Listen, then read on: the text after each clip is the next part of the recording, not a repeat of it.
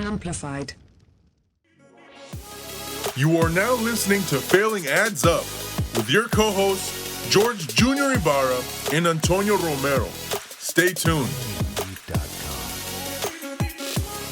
Another episode of the Failing Adds Up podcast. My name is Antonio Romero, and alongside with me always on every single episode, I got Junior Ibarra. Hey, what's up, everybody? What is up? Hey, guys, we are so excited for this, not only this episode, but you guys are seeing us for the first time ever. We have actually tried to record an episode. It was with Dave Ferris, if you remember that, Junior. We tried to record the Dave Ferris episode with cameras and doing the visual piece, but we had some technical difficulties. But now we're up and running, and we got it working. We do want to make sure we give a huge shout out to the Amplified team. That's Amplified DSM and the man over there, Abraham Lopez. Let's go. Shout out to Abraham behind the cameras. And, you know, we got this set up now, and here for the continuing videos, we will definitely keep trying to record here as much as possible. So huge shout out to them, and we're excited to continue to push out more and more content and also to, do this visual piece. But tying into all this, you know, we have a super exciting episode today. And, you know, is there anything that you kind of want to say about the setup and all that? No, I'm excited. This is going to be our official first episode on YouTube, so super excited about this. Again, we're hoping to bring more visual output there, more visual content. So, again, super excited. I'm just really excited to, get to learn about this guest. You know him better than I. Yeah, with that being said, let's go after it. Yeah, absolutely. So, I actually met our guest here back in 2019, I believe, maybe 2020. We'll correct it here once we get him on the show. But yeah, I mean, I've gotten to see him grow and really build the Empire business, and it's been super exciting to just kind of watch and see from the sidelines. And you know, I look up to this guy. I follow him on social medias and all that. So we ran into each other at a game, and I knew I had to get him on the podcast when we did the visual piece. I'm like, you know what? The very first visual episode we're going to do has to be with this guest. So let me go ahead and actually introduce him. His name is Taufeek Shah, owner of Lola's Fine Hot Sauce. He was actually listed as one of the top people to watch here in the Des Moines area on the 2023 list that he will talk about. So please help me introduce Taufeek Shah. Hey, let's go. Hey, what's up, guys? Welcome, Taufeek. How you doing? Good, man. Thank you so much, Antonio and Junior, for having me here. It's awesome. It's good to see you again, man. I know. So we met back in, was it 2019 or 2020? I think it was, 2019, I think, right before the pandemic, yeah. Yeah, so I remember we met back then, and then we kind of stayed in contact for like maybe a good year, and then after that, it was almost like we didn't really maintain that contact at all, right? Yeah, it was just crazy time because after COVID hit, everybody, I think, you know, we were just prepping for whatever was going on and just focused on growing our businesses and making it through. So it was a good time. Yeah, and I remember so, you know, a majority piece of our content is like talking about the failures, hence Failing Adds Up, right?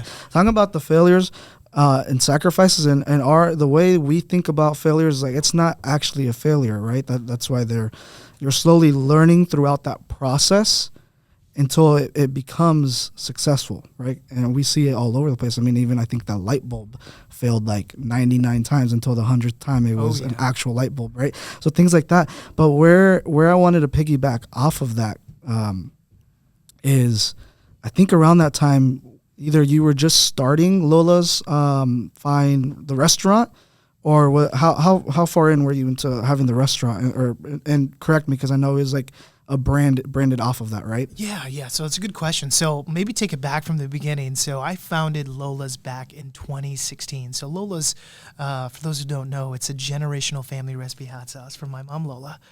She is an immigrant actor from the Philippines that came to Iowa in the 80s to take care of local farmers. Oh, wow. You know, and during that time, like, nobody wanted to come to Iowa. You know what I mean? Yeah. It's like, there's nothing here. And my mom, she's just so passionate about caring for people. She's like, I want to go someplace that is just completely new and take care of the folks. So Mom came here. My dad came as well. Dad was also a doctor, served 20 years in the U.S. Army. Oh, wow. Growing up, it's kind of crazy because my sisters, they're about 10 to 15 years older than me. Oh. So like by the time I could really like do some competent stuff, you know, like math and all that stuff, they were already in college. Oh, You know what I mean? They wow. were so Okay. much older than me. Yeah. So they kind of took care of you, maybe, right? A little little bit. bit. They taught me a little bit too. They taught you how to be strong. They're like, go out into the world, right? Exactly. So growing up, you know, my dad, he had been actively deployed. So he spent, you know, gosh, a good portion of my childhood actively deployed in like El Paso, New Mexico. He was at Fort Bliss. He was in White Sands, New Mexico, and a couple of Air Force bases and military bases across the U.S. So, anyways, the funny thing, the running joke in our family was, does your dad work on aliens? Because he was always in like hot yes. spots. I don't think that's the case. You're not allowed to talk Oh, about well, it. he didn't disclose that to you, Yeah, he right? didn't disclose that. It was just a friend thing at school. But anyways, my mom, you know, she ran her own medical practice, always wanted to make sure that I had a warm, hot meal at the dinner table. My mom essentially raised me, and it was always accompanied, whatever meal was, by our hot sauce, the same stuff that's right in front of you guys right now. So, you know, I just been eating it like a normal staple. And fast forward to 2016, you know, I was working my corporate job, brought some of that hot sauce in because my mom had always made it. You know, she'd make in these giant mason jars, and she'd cool. just bring them to me. Brought it into a food day. People loved it, and we started selling it at farmers markets. And here we are today. Fast forward to 2023. We're in over 13,000 retailer and restaurants across North America. Wow. That's amazing. And Man. that's where I'm telling you, like, it was so inspirational to see, because back when we met, do you know the numbers of when we met? Oh, yeah. 2019, we were probably maybe in, I want to say less than 2,000, probably even, maybe less than 1,500. So it was just crazy because at the time we were just in Hy Vee. We were in a few local restaurants. We were in some fairways. And at the time, I think it was called Dolls or maybe Price Chopper. I can't remember. Okay. But yeah, it wasn't too far. And Kroger. So it wasn't too broad. You know what I mean? I want to bring it back a little bit more, though, because our guests and our followers that are following along here, how do you go from taking it to your work to mass producing it? Like, how do you, like, I assume in the very beginning it was like your mom making it all in the kitchen. Oh, no. It was both my mom and I making it in Okay. the kitchen. So how do you convince them to do that, right? Like, how do you, like, I have this idea, we're going worldwide and starting here in Des Moines, right? Like, how do you do that? And, you know, that's the beauty of my mom. Like, I've always been an entrepreneur at heart, you know, whether it's selling junk on eBay or not junk, but just items that are of value on eBay to whatever it is, you know. And my mom always has supported me in those endeavors. And I remember at that food day, everybody was like, this is the best hot sauce. I called my mom on my lunch break. I'm like, Mom, people love your hot sauce. Let's just start doing farmers markets and making it. My mom's like, okay. You know, it was just that simple. So that was the initial thought, is like, Yeah. well, if people at work will buy it, then why not anyone else? Exactly. And, you know, like it consumed me from that day on. It became an obsession because I would work full time. And then in the evenings, I would design like the logo. I would figure out, how am I going to do this? You know, I'd research it because I know nothing of food. My background is finance. And I was just like, how the heck am I going to get this off the ground? So my mom, you know, was a big instrumental part in that because she's like, okay, well, we need to go buy garlic. We need to go buy peppers. And But you're not even thinking I'm about not even half of thinking those about things. that. Right? I'm thinking about, like, what are we going to call this thing? Yeah, You know? You're like, what color is the logo going to be? Exactly. You know, and it's funny, you know, before calling it Lola's, and I'll dive into what Lola's means later on, but I was going to call it Hot Shaw's. And I was going to do a flavor for each one of our family members. So wow, we'd have like my oldest sister Fatima would be like Fatima's style, and then Hannah's like Hannah's way, and then Talon, my son, would be like Talon's surf and turf or something. You know what I mean? Like, Hey, shout out to Talon. He's here in studio. yep, Let's I got go, my son Talon. back there. He's the best. So anyways, it was just trying to figure out the schematics of it. Well, my mom really was the driving force behind the brand. She's like, well, we got to get the garlic. We got to get the peppers. And I remember we would, on weekends, we would go rent out a commercial kitchen. It was actually a Mexican restaurant in the Valley Junction called, at the time it was called maybe Tres Amigos, I think. But it was like, I think it's the old Billy V's now. It's like a house. Oh, okay. It's a weird type of restaurant. Yeah. But we would get our produce fresh from La Tapatia down here in Des Oh, Moines. nice. yeah, On yeah. Southeast 14th. So- Like the big they one, have the the big one, best right? produce, Yeah. the best food. Oh, So heck yeah. when the produce truck would come, we'd be like, okay, it's like doing a shady deal. We're like sitting there like, hey, how much for a box of red jalapenos? As they're unloading the truck. And we were like, this is kind of strange. 5 a.m. in the morning. Exactly. Sometimes at 1 a.m. when they goodness. receive truckloads. It was That's the behind the scenes stuff that some people don't see, right? Exactly. And like I also remember that too. Like we've had conversations about majority of these things, and I remember we connected very well on that. We feel like Filipinos and Mexicans are on the same wavelength. They are. You know, if you meet a guy or a man or a woman with a Spanish name but doesn't look Spanish, they're probably Filipino because we got the same name. You know what I mean? Yeah. You know, we got like trying to think. You know, there's Campos, there's Marinas. You know, like Junior is a very popular Filipino name too. Yeah. So. Manny Pacquiao, right? Manny. Because if I recall, Philippines was conquered by Spain back in the day and was under Spanish rule. So a lot of the locals mingled together. And even Tagalog, the language where Lola comes from, is actually, it's very similar to Spanish. You know, my mom doesn't know any Spanish, but we were able to go to Mexico, I remember, and she was able to have a full-blown conversation with some of these folks. That's so cool. Oh, yeah.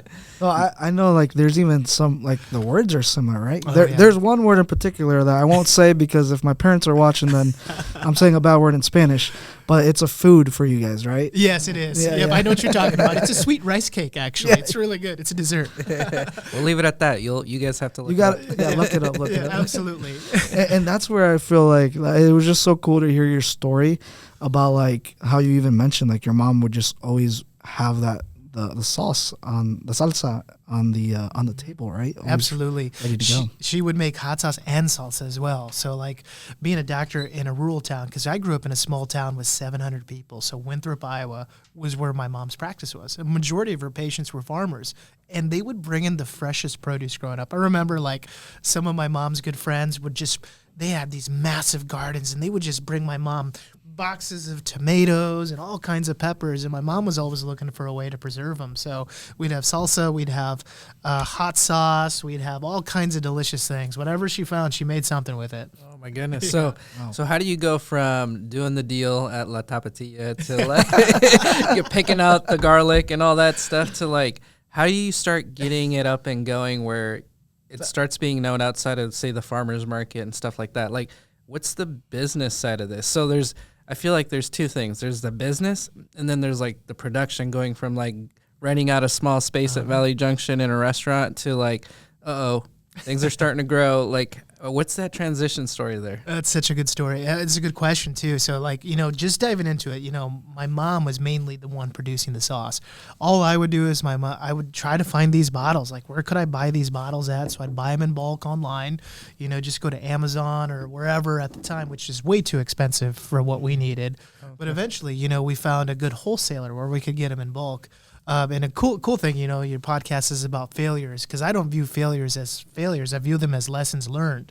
And one of them is we were making our hot sauce for the farmer's market in our house. Oh, wow. Now, that's a no-no. You can't just make stuff in your house, which blows my mind, because, like, you could go downtown Des Moines or Valley West or wherever it is, whatever farmer's market. You can sell baked goods out of your house, but sauces and jams, you can't. You actually have to have a commercial process. Oh, really? Oh, okay. Yeah. So luckily, my mom and I, we were making it out of our house, out of her kitchen, just straight from her kitchen, straight to the market.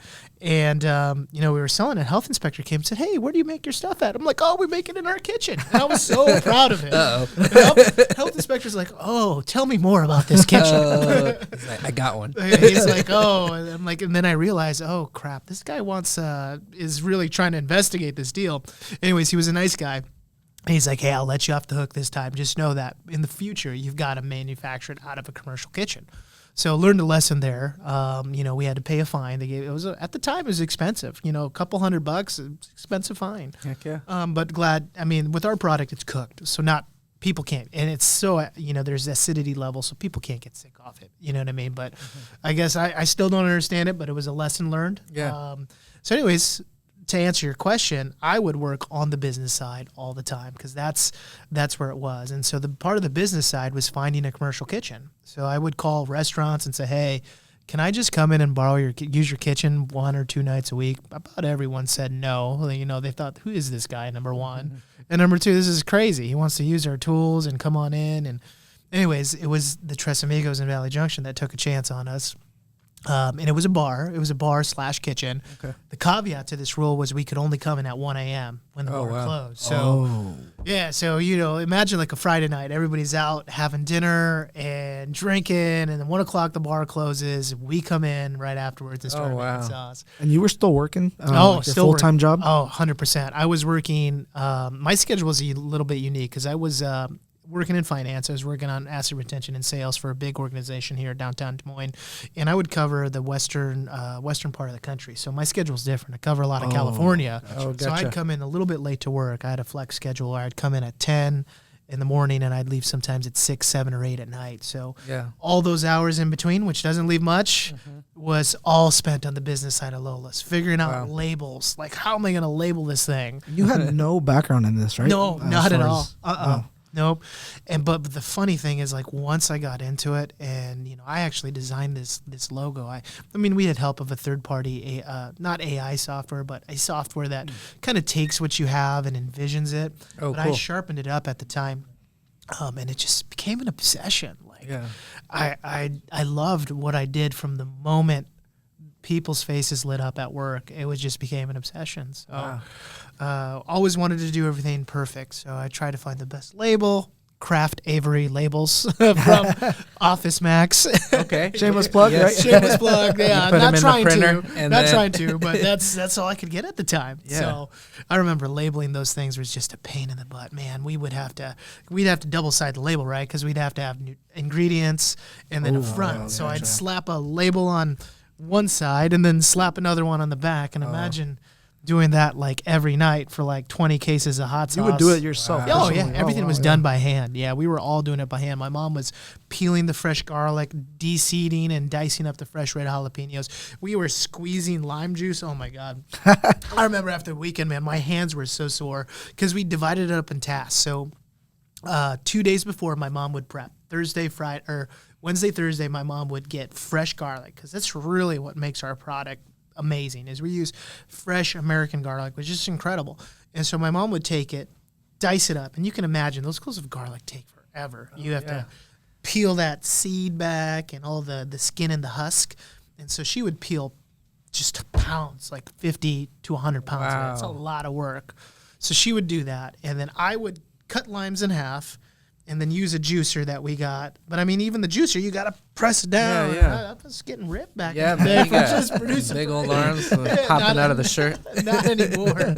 So, like, you spoke a little bit about passion, right? Mm-hmm. But especially there at the beginning, and I'm sure a lot of people can relate, if you have some, like, words of wisdom for them, like, what was your why? Like, what, you know what I mean? Like, why were you doing what you were doing? Yeah, I mean, my why, and always is today, is for my mom. You know, I mean, growing up, watching her take care of, you know, local Iowa farmers and just people around the world. She ran a medical practice where I got to watch her run her own business. She would see anybody and anyone that came through her doors. It didn't matter whether you had health insurance or not. She wanted to make sure that you were healthy, that you were taken care of. And that's the type of upbringing that I had, is somebody that was always there to make sure you're good. And, you know, growing up, I wasn't the best kid. I got into some trouble being in high school, you know, and just, you know, having a good time. And she always stood by me to make sure that I made it to where I need to be with a successful outcome. And I just think back of how hard it must have been, because, you know, my parents are together, but when the Army says you got to go, my dad was gone. You know, he had to go serve our great country to make sure that we're taking care of everything. So seeing her hard work raising me is the why. And I can't think of a better reason to give back to the community, to the world, than to share this recipe that has been in my family forever from her. So that's my why, is to spread the love and joy that she gave me growing up with the rest of the world. Dang, that's powerful. It brings you to tears sometimes. Yeah, for sure. But really, that's the driving force behind the brand. How do you feel like looking back, like, at those times, reminiscing on that? Yeah, you know, it's reminiscing back, I wouldn't change it for the world. It was a good upbringing. I had a great time, especially when I came to Des Moines, and started going to college here. I came from a town with 700 people. There were maybe 15 kids in my senior class. Wow. Which is significantly smaller. Antonio's probably like hundreds in yours, I think we were like 400 or 500. Yeah, like my fiance's class had like 1,000, and I'm just like, gosh, that's like our whole town and then some. So, I wouldn't change for the world because I learned great Iowa hardworking values. We talk about our farmers and our community and how Iowa nice. It's a real thing, and you really get the heart of that by growing up in that community, and that's what I've grown up with, those values. So. Oh yeah. You go into those communities, even here in Des Moines, right? You get a 4-way stop. You're like, you go. No, you go. Exactly. No, you go. And then you wave and you smile. no one But in goes. New York, it's like, get out of my way. Yeah. Get the finger. Yeah, exactly. Maybe more. Who knows? That's awesome. So then you started making it out of a commercial kitchen at a Mexican restaurant after 1 a.m., working 24/7. Yes. And then how do you make that leap to, like, are you still in a Mexican? Right? I assume you're not, obviously. Yep. How do you now transition into the next phase? Like, how do you make those leaps and bounds? Are you still, like, working the business side of things? Your mom's still, like, everybody's chipping in and on the limes and the garlic and everything. How do you get that into, like, a higher, like, a production level? Yeah, that's a good question. So, after that, we were doing farmers markets and the business kept growing. And at the time, when we were making the hot sauce, there was nobody in Iowa that could manufacture a product for us. Really what it comes down to is if you got a great idea and you got a great product, you just Google your Yahoo Finance, whatever, search for your favorite co-packer and see if they can make your product. Because there are a lot of manufacturing companies across the world that specialize in hot sauces and salsas. At the time, being relatively new, Iowa had nothing of that sort. I think it does now, but not to the extent that we do, because I've seen maybe a couple of other Iowa hot sauce brands, but they're not using real peppers. They're using like a powder, or they're using like a lot of fillers and sugars to like make essentially something like that. But anyways, to get to your question, you have to find the experts. You have to do the research. You got to put in the time. And how are you doing that? You're just Yeah, so I found a great manufacturing partner back when I started. They were out of state. We had worked with them for a while, and we actually hit their capacity for manufacturing because we kept winning new deals. Hy Vee brought us on board, Fairway, then it was Kroger, then it was H-E-B, Central Market. Wow. And then, just the list goes on, and we outgrew that capacity. And so now, to date, where we are, we actually have 4 manufacturing facilities across the country we partner with. Wow. Some here in the Midwest, too. Just logistically speaking, it doesn't make sense a lot of the time to make things in one central place. Because think about this. Our product uses fresh, real red jalapenos. We're not using fake powders or anything like that. So there's a shelf life on that perishable product, right? For fresh red jalapenos, they only stay red for so long before they turn color, right? So we got to get it and we got to transport it in a certain amount of time. So and where do they come from? They come from California. They come from warmer states that grow peppers. You can't grow. Sounds like a nightmare. Yeah, you can't. For logistics. Like, how do you do all that? Exactly. You can't grow that fresh supply and have the same consistency if you're moving it all across the country, or you're paying crazy amount of fees for freight, right? You're paying for a refrigerated truck that's 20-30% more than a regular, LTL or full truckload. So we've found a way to really hone in on the flavor, to give that consistency and great flavor by producing our products where we can get the most efficiencies. We try to produce as much as we can centrally here to get to, the Hy Vees and Fairways, but we're also in Alberts and Safeway, and on the West Coast. Does it make sense to bring ingredients from the port of California back to Iowa only to truck it back to the same place? It makes no sense. So we've diversified our supply chain. That way we can really hone in and capture not only that we're proudly here in Iowa, because we are. All of our employees are here. Our corporate office is here. A lot of our infrastructure is here. But also for the retailers on the East Coast, West Coast, and Southern, we try to get it closer to them and work on costs. Oh, that's cool. Yeah. And, COVID kind of expedited that. I mean, if you think about it, costs went up, and costs are still up probably on a lot of things. And, we're always trying to find ways to keep our business efficient and keep things moving. So now you're in 4 facilities throughout the country. We actually have 5. So we have 5 because we have a couple of different product lines. So we have a primary manufacturer of our sauces, then we have a backup, because COVID taught us one thing, supply chains were running rampant. It was hard to get certain things during the time, especially when China had that big lockdown, importing a lot of goods. Because, we're producing well over 1 million units just of our 5-ounce bottles. That's our 5-ounce bottles. It doesn't include our salsas, our half gallons, and everything else. So, we had to diversify, find backup suppliers, which we have. And then we also have salsas. We have sachets, which are the little to-go squeeze packets. We also have seasonings, too. So a lot of it's done centrally here, locally. Cool. And it's great. And, local Midwestern brings a lot of that homage here. So it's a good thing. So what happened? I'm curious, like COVID, what was that one issue with like all the ships being stuck in a port? Did that affect you? Like, how do you solve those problems and when you come across supply chain issues? Like, what kind of mode do you go to? You get into a fighting mode, my friend. Okay. But yeah, if you think about everything that we consume, whether it's your corrugate boxes or it doesn't even have to be our jars. Let's just say it's a jar of ranch or it's a jar of ketchup. All that stuff is imported. You know what I mean? I wish more of it was made here in America, which is one of our big initiatives. Because if you look on our bottle, we say proudly made in America. Because our big thing is we're a national brand. We're local too, but we're national. And we really want to focus on bringing that infrastructure back to America. It's a huge initiative within our company, along with diversity, equity, and inclusion. So, to answer your question, you've got to be aggressive. You know what I mean? Like if somebody says, I can't get this done, you've got to find a way to get it done. It was really kind of cutthroat during the time because at the time suppliers could choose who they wanted to supply, who's going to pay the most money, which is kind of why we have inflation. At the time people are like, okay, well, I've got a customer that's only buying a couple 100,000 units. My costs are going up. My labor's going up. Maybe I can sell it to somebody that has more volume, right? So we had to not only be aggressive on pricing, but we also had to work on building relationships. And we did a good job. We secured our farmers. We went to talk to them. We offered to pay them more because we knew our competition was going to. Because if you think about hot sauce, we're a small company when it comes to hot sauce. There's the big companies, McElhenney, which is Tabasco, Hoi Fong, and then you've got McCormick, which owns all the major brands that are commercially produced. So we had to fight these folks that are bringing in a lot of the supply. And we really made it work by our story, but also going to our partners and saying, look, we're going to pay you more. Okay, we're going to do this. We're going to do a temporary, and we signed agreements. So cool. We really, at the end of the day, we absorbed some of that cost in our margin, but at the same time, we built really good relationships, and we built a brand that was trustworthy. We built like, hey, Taufeek, Lola's is buying, these bottles, but Lola pays on time. We get a little bit more, so we're going to make sure we expedite their orders. Oh, that's cool. That's cool. I'm really curious. So, like, what?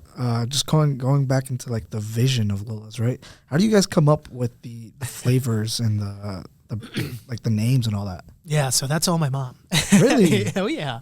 So everything that we slap a label on is all a recipe of my mom. I mean, we've had a couple of unique items, like one-offs that we've done, like limited time offerings that, with restaurants or some partners that are, not exactly her recipe, but they also always feature her recipe in it, if that makes sense. Okay.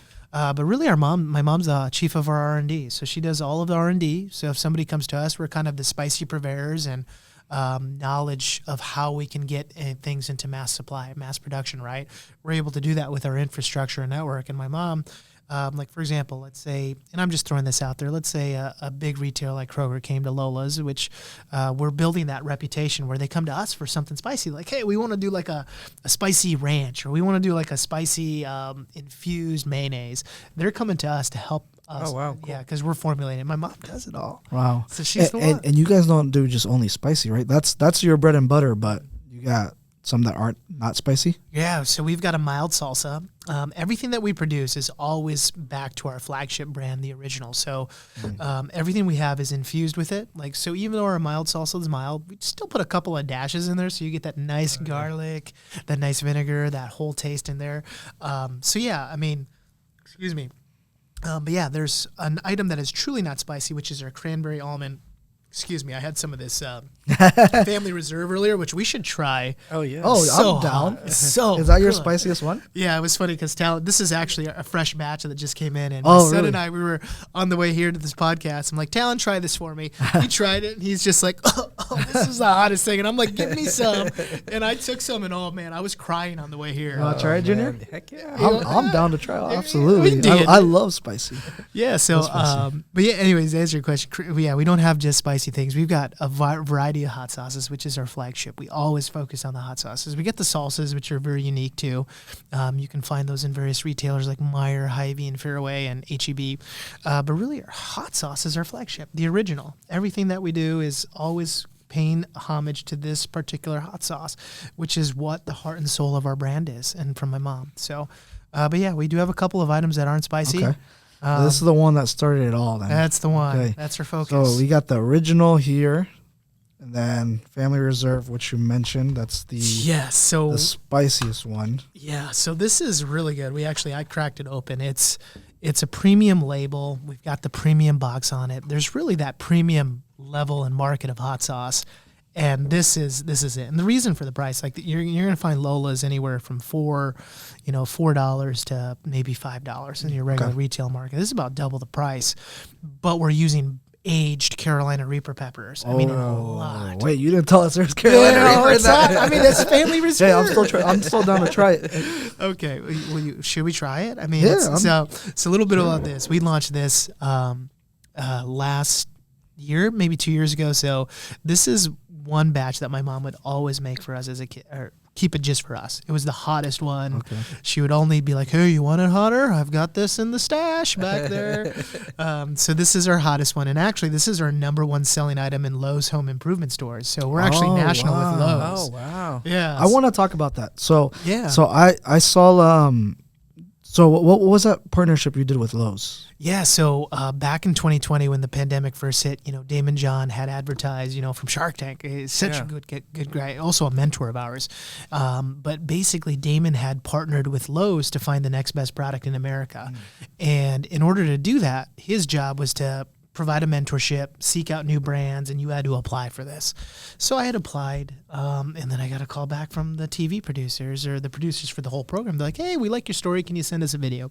Sent a video. And then I got another call back saying, hey, you're in the top 50. Send us another video. And I was like, this can't be real. And I slowly realized this is the real deal. So I presented the final video. They loved it. And then they put me in the top 5, which we got.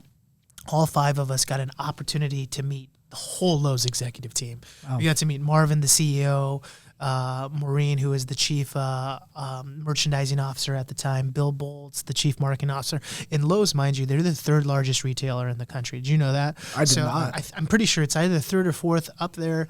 I know it's like Walmart's #1, then it's Home Depot, then it's Lowe's. Lowe's has like over 2,200 stores. Oh wow. Yeah, so anyways, got a chance to present to them, made it in the final 3, which was great. Didn't officially win the competition, but the cool thing between the winner and basically the third spot was just the difference in grant money received. So #1, I think, received like a $50,000 grant, where we received a $5,000 grant. But what we all got, which was incredible, and I think it's amazing, is we got a mentorship with Damon John. We got time to just sit down and talk to him about how can we execute our ideas, how can we build our brand, how can we fulfill our mission, and then really the biggest thing was getting our products in all Lowe's stores. So you think in a 2,200 store chain purchase order, and at the time, a lot of retailers, they have category reviews, meaning like, hey, we're going to review ketchups this month of the year. We're going to review hot sauces this time of the year. Well, the hot sauce review had passed. So in order to get our products into Lowe's in time to release the whole package, we had to produce a display. We call it a shipper. But it's basically a corrugate box on a pallet that has units. You know what I mean? You see those big displays? Yeah. And who designs those? You have someone on your team who does that? Yeah, we have a marketing director. So we have got a full team, and I shout out to them because we couldn't do this business without them. We've got a full-time staff of 10, and then we have brokers and contractors that help us. Cool. So really nimble and really agile to adapt to any circumstance. But really, it was producing a shipper, and each shipper at the time, I remember corrugate was insane. Like freight was up, wood was up. This was like, I'm going to say this was like July, you know what I mean? Like right after, and everything was just through the roof. So we had to create something that could hold enough quantity of this to make the deal profitable, winnable, for both of us to be a win-win, right? Because we got to make something off of it for the premium so we can reinvest it back with the retailer, which we did. But yeah, so we ended up creating like 170, 180 count shipper program that went to all 2,300 stores. Oh, wow. Yeah, so I mean, you're talking, if my math sucks right now, but I mean, talking 180 units times 2,200, maybe a few 100,000 bottles just in one single order. So I'm not sure. Off, there was a lot of sleepless nights. Yeah, there's a lot of sleepless nights, a lot of negotiating contracts of how much corrugate we're going to buy, wood, who's going to put this together. So it was really a big challenge that we rose to the occasion and we did it. Nice. And it changed our business, completely changed our business. It was the biggest order in the history that we've ever had. It was insane. Wow. And like continuing on those partnerships. So you're in the Lowe stores. Mm-hmm. Where else have we seen you? We've seen you at Bebop's. Yeah. I feel like everywhere I go, it's there, and I'm like, yes, awesome. So for those of you who are not from the Midwest or from Iowa, because I think Bebop's is an Iowa thing only, right? There's they're considered fast food. Mm-hmm. What's the West Coast burger? In-N-Out. In-N-Out. Yo, y'all have to try Bebop's. I think it's. I put it at the top. It is so good. Yeah, so Lowe's was the launching point of getting our brand on the map because we just got recognized by so many retailers. But yeah, not only Bebop's, which is an incredible partnership. We've got a spicy mayonnaise that we make, which is Lola's original, infused with a mayo. Goes on their spicy chicken, so we make it in gallons for them. That is used in the back of the house food service. They also carry our packets, so you can add hot sauce to it. And we make a retail unit that you can find in every Hy Vee, and you can find it at Bebop's. But another national partnership that came from this has been with Casey's. So Casey's, we actually have a co-branded snack with them, and it's actually the only Casey's product that's available that is using somebody else's brand on it. Really? Yeah. So you talk about Casey's, the fourth largest convenience store chain in America. They have over 2,400 locations. We have a pretzel, a peanut, and a cashew. And they put our bottle on the label, on the unit that they sell. Packaging? Yeah, but it's a Casey's item. So we produce a dehydrated form of our seasoning that goes on it, and they sell it, and it's just been an incredible partnership. I'm going to have to go buy that because I haven't had that yet. Yeah. Oh, it's amazing. You have to go get it. Yes. And then Come and Go, too. Come and Go has been a great partnership, too. Come and Go uses our packets. We actually produce our original hot sauce in half gallons. Our green jalapeno and serrano, and our Carolina Reaper and Buffalo in half gallons, which is used in the back of the house, but they also feature us on their condiment rack. So people can go up and buy, some of their new food, which is delicious, by the way. I love their snackers. These little sandwiches in their bowls, and you can just grab a sachet and dump it all over your food. Breakfast pizza. Breakfast That's what I like right there. So how often do you come out with, or do you attempt to come out with new flavors? Like, do we have a new flavor right here in front of us? Let's talk about that. Yeah, so this is a pretty awesome exclusive. And, after the Casey's deal, we've actually got a lot of these big deals in the pipeline. I can't share much yet because we're bound by NDA with some of our retailer partners. But we've got several new collaboration products coming out. One of them is actually with Hy Vee. We have several of them, actually. It is a mango ginger scotch bonnet hot sauce. Now, it's our first hot sauce with fruit. You know what I mean? Like, I'm not a huge fan of fruits and hot sauces. I mean, if you do it, you got to do it right. They either come out too sweet or too jammy. It's like at that point, you might as well just buy jam. You know what I mean? Yeah. So this one is like the perfect flavor because we're bringing in fresh, real mango. You should see the machine that we use. We use this giant. It's called an Urschel Cometrol. It's this giant machine that just has these blades that just dices them up. And you see the fresh mango come in, the smell of it. And then we use the Scotch bonnet pepper. So the Scotch bonnet, it's a pepper from the Caribbean, predominantly in Jamaica. It's a beautiful yellow pepper. I think it's the fourth or fifth largest hottest pepper in the world. But it's really good. It's just fruitful. And you add a little bit of ginger in there, and there's a little bit of turmeric, and that's our newest one. You can only get it at Hy Vee. And it's exclusive, yeah. Exclusive to Hy Vee, okay. And that like sparks curiosity in my mind is like, so when these partnerships arise, is that when you're thinking, okay, let's not do hot sauce for this, let's do the cashews, let's do the peanuts? Or do you kind of already have that stuff stored in the back and you're ready to go? Good question. You know, we're actually, I can announce this. We're getting ready to launch a cookbook sometime soon here. Oh, wow. And, Okay. my mom is just a fantastic cook. My mom is constantly developing R&D sauces. Like, I mean, she has the best job on the planet. She gets paid, and she doesn't even have to work. I mean, she's still going to get paid. I mean, She's your mom. She's my mom. We owe it all to her. But her job is to just come up with things that we can innovate in our pipeline that make sense. It's got to, meet three of the things of our criteria. It's got to be a family recipe. Absolutely. That's number one. Number two, it has to be meaningful and has to be good for people. Like, we don't want to load something up with a bunch of sugar or something. I mean, some sugar is okay. You're going to need that, but we want it to be a good for you product. Okay.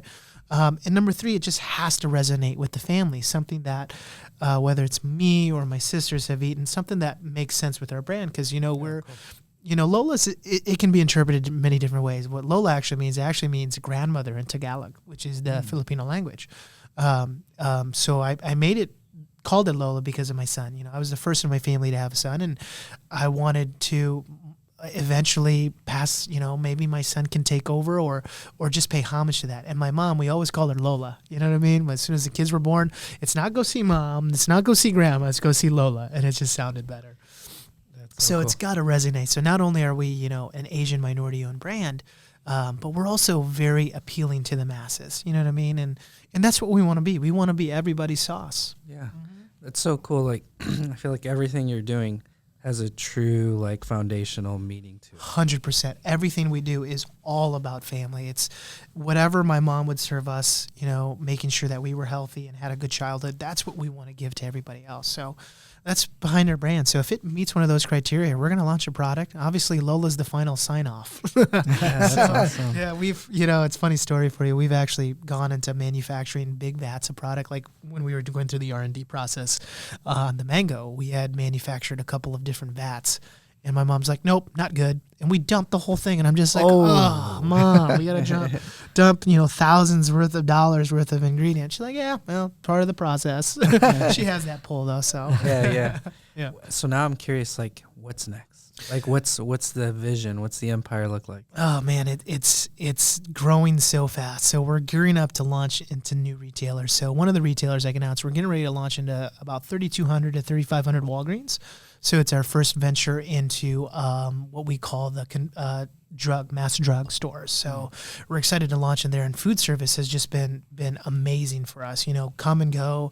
But not only that, we're in like Dot Foods, we're in Farnerbach and Cisco, Core-Mark, these big food service distribution companies that have really just expanded our brand out. They buy it in bulk quantity and they ship it out. And part of our business has changed. We're in Dot Foods, which Dot is. A lot of people see their trucks and they're like, what is this? They're the largest redistributor of food service goods across the entire United States of America. And on one of those trucks is probably something with Lola's. Excuse me.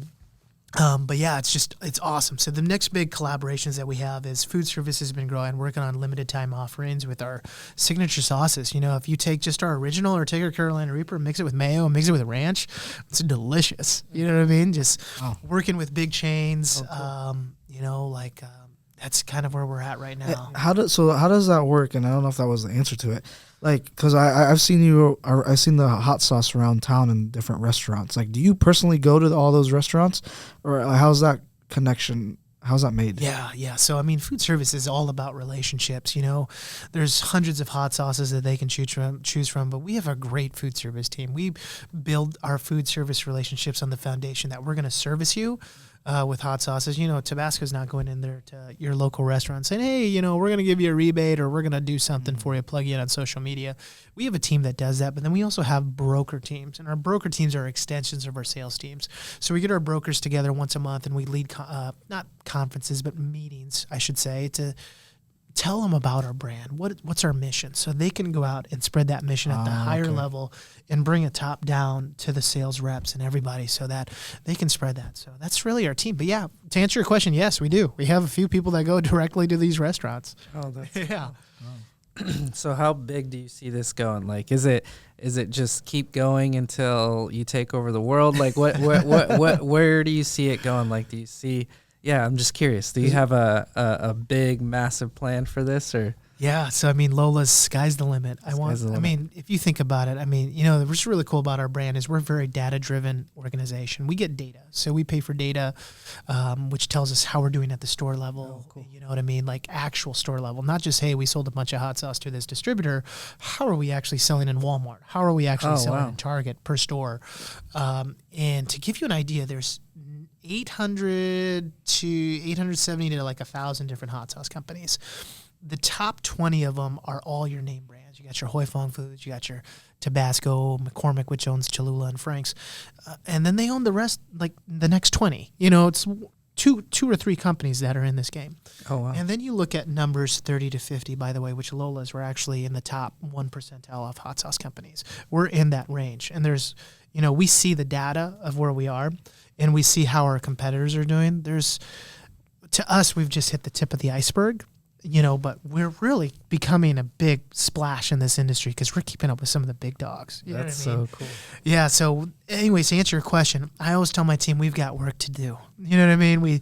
We're still not everywhere. I mean, we're in a lot of retail doors. We're in all 50 states over many, many retailers, the Walmarts, the Targets, Kroger's, Walgreens come and goes of the world, but there's still more that we have to get after. You know what I mean? There's still the single mom and pop stores. There's still that restaurant that's maybe in Albia, Iowa, or in some small town in Ohio. I don't know.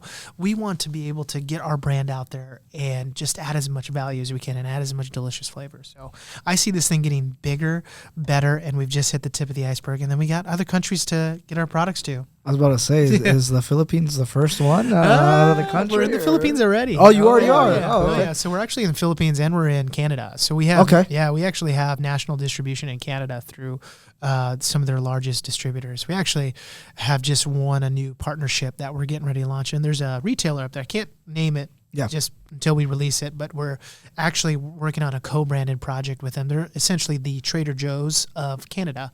They've got around 80 stores. They're under the Longo Sobeys banner, so they're a big entity up there. We're going to be producing 4 SKUs of hot sauce for them. It's going to be interesting. So it's just a whole different dynamic. But yeah, we're also in the Philippines already. We're in Healthy Options, which is kind of a Whole Foods equivalent in the Philippines. And what's really cool is we actually, I don't know if I can say this, but let's just say there's a big Filipino restaurant. You guys probably know about this. There's some in America. It's a fast food joint.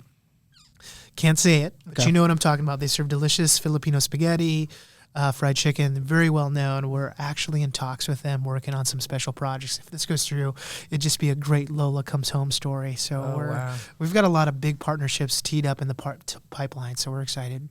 So right now, U.S., Philippines, and Canada for sure. Absolutely, yeah. Okay.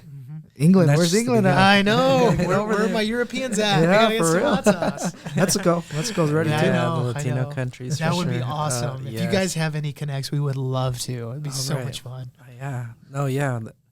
I might actually have a couple contacts for you. That would be awesome, Junior. Yes. I have some cousins that are pretty heavy more in the distribution side of things. We're going to connect off. That's exactly what we need. And we can even make it in Mexico too. We can work on that so we can, that's the beauty. A lot of these countries, like when you go up north to Canada, made in Canada is a real big deal because if you look at, and we've learned this by doing business over the last 3 years with them, is a lot of things, and I mean, this is just what I've heard, you know what I mean, in my interactions with them. I don't know whether they're true or not, but most of the food already in Canada is healthy already. It's a big deal. Like, they don't even look at some of the ingredients that we have here in the States. They won't even bring it into Canada.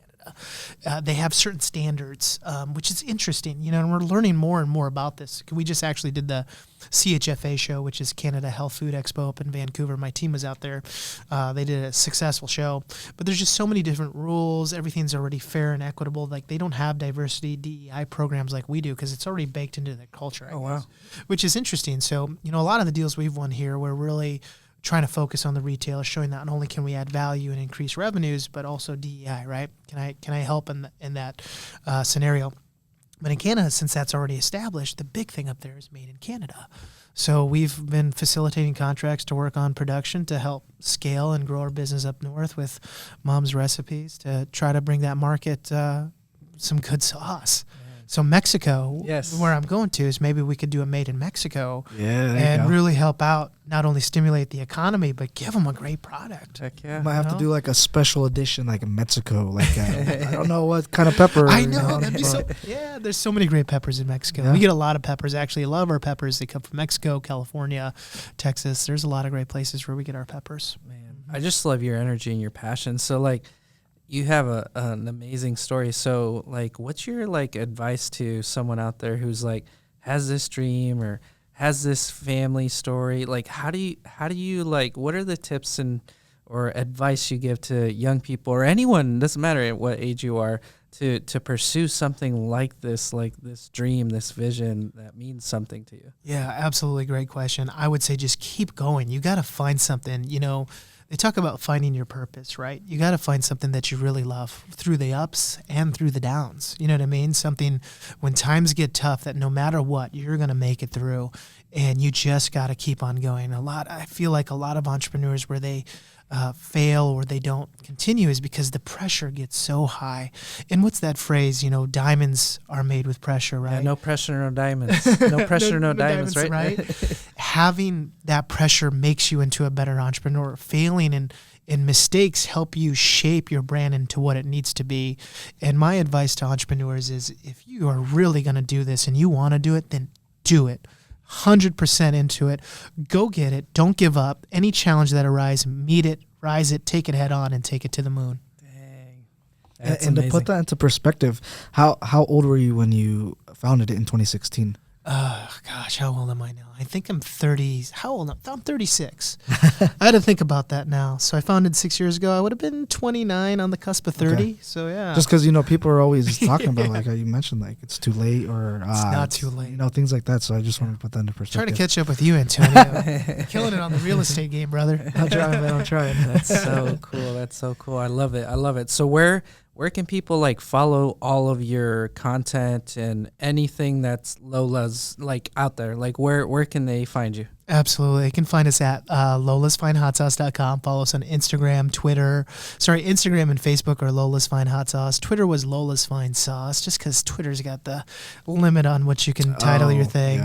Yeah. And then obviously we're also on TikTok as Lola's Fine Hot Sauce. And I mean, we're on every platform, Snapchat, you name it, at Lola's. So can they see see you doing those TikTok dances on there? Yeah. I need to get involved a little bit more on that. Are we going to try this? Yeah, We're skipping let's this do it. out. Heck yeah. We got to try the reserve. Huh? Yeah, we're good. We're absolutely good. So this one, the family reserve. What's the best way to try this here? What do you think? I will lead the way. Okay. And I'll show you how we do it. So you just take a little dab, and just put it right on there. Okay. And just try it, just like that. Oh, I didn't think it was gonna come out that fast. It's all good. We don't use any fillers or any xanthan gums because we want it to be all natural. All right, ready, Junior? Ooh, I think I took mine before you guys. Yeah. It'll wake you up. Yeah, I got a good amount in there. I love it. That is good. It's got great flavor. You guys can handle the heat. Your face is getting red. Oh yeah. No, I love it. I love it. Good. It tastes good. This is the one that's also at Bebop's, right? So the one at Bebop's is the original. That's the original. Okay, that's the one I just pour all over my nuggets and just go to town on it. Man. It's so good. Hey, I'm not stepping away because it's too hot. I'm stepping away because there's a napkin right there. Okay. Right. Nice. He's already crying. We should try. We should try the mango ginger too. That one's so good too, guys. It's our first fruit one. Let me grab this real quick. You bet. I'll give you the honors. Yeah, I'll crack this guy open. It's so good. I love it. I'm afraid to try that one. Oh, but that's I the want original. to. Oh no, that's the original. This was the. This was the family reserve. Yeah, that's the family. That's why it hit a little hard. Yeah, it hits. That was the spiciest one. Good though. It's so good. It's a good kind of spicy. Yeah. And the thing is, when you're eating the reserve, you're layering it on. You just dump. Okay, it's hot, and then you go in for your second bite. You add a little more. Like, holy smokes! you're crying or your mouth's on fire. This one is so good too. This is. It's got a nice kick to it. The Scotch bonnet the mango, ginger, and turmeric. Ooh, that's smooth. Isn't that awesome? That's very smooth. And you know how we get it smooth? We use real mango in there. It's not like a jam or a puree. It's like a real deal, and it's you get such a great flavor, and you get a lot of the nutritional values too. What's your favorite thing to put this one on then? So Oh far? man, fish tacos, Fish tacos? or Okay. fish. Put it on like carnitas. It goes really well with pork. You know, it's crazy. I have different hot sauces for different things. A little bit more of that. That one is good. Isn't that awesome? You can even put that on ice cream. Oh, I have to try that one out. Yep. And then, so original, I'm assuming is probably the Yeah. most popular. I know one, the right? original one for sure. yeah, I've tried this that was the one that original, too. this is hot. It Yet is, It's yeah. not like where it hurts hot. This is like a good flavor hot. yeah, it is. Yeah. So you said fish tacos for this one or ice cream. Yeah. Family Reserve, what's your go-to on that one? Everything. Yeah. That's a staple Everything. in our house. We eat it spicy. Like, I mean, Yeah. we got to. If it's not spicy, we're not eating it. Yeah, I hear you, man. I'm the same way. I did the one chip challenge. I do not recommend that thing. Oh, that thing is hot, my especially God. if you do it like on an empty stomach. Yeah. Which, oh my God, that's the worst.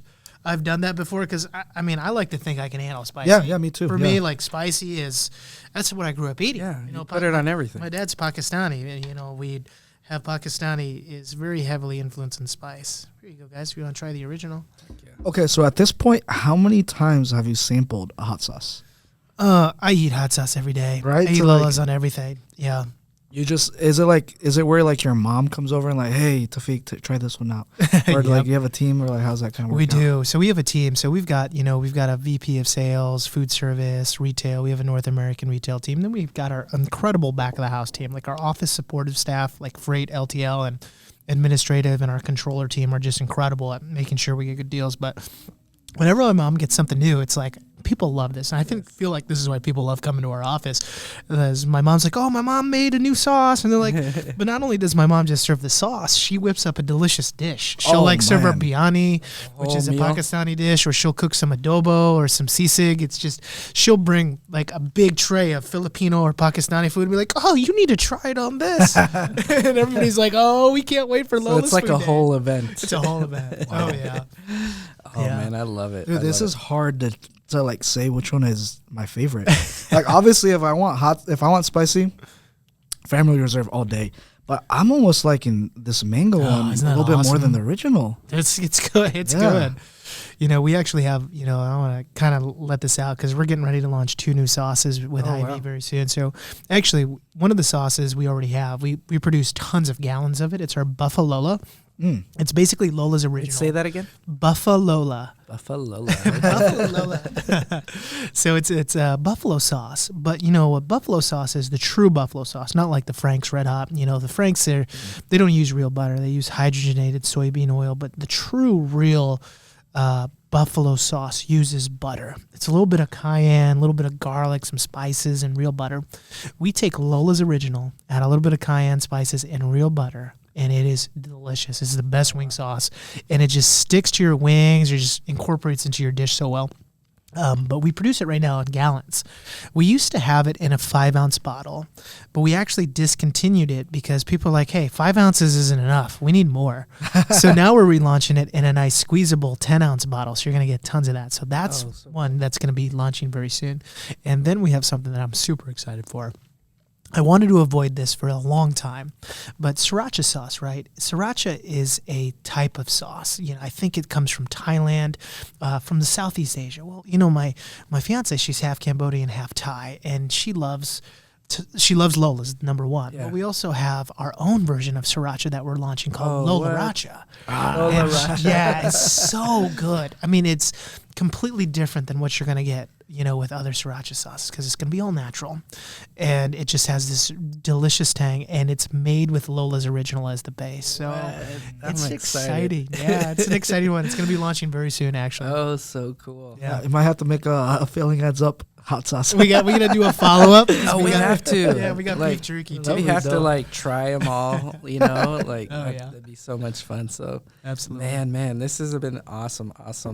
Like, yeah, and this one's really this smooth. one's so good. This one's amazing, and this one gets you that zinger that you Oh, always want. that's the stinger right there. I love it.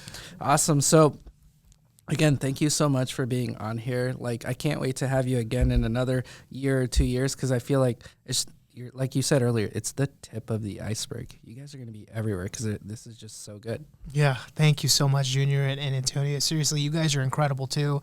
The amazing things that you're doing at Ibarra Realty and all that too, and with this Failing Adds Up, it's awesome, man. I'm impressed. You guys are the younger generation that's up and coming and hustling, and I believe in you guys, and I want to partner with you guys. Like, this is the best collaboration ever. You know? Yeah, I love it. It's just so cool to like hear these stories. Because like you said, what did you say earlier about failure? Say that again. Yeah, failures are shaping your brand. They're shaping your mission. I don't view it as this is the end all be all. This is how can we make our thing better? Because the mistake happened.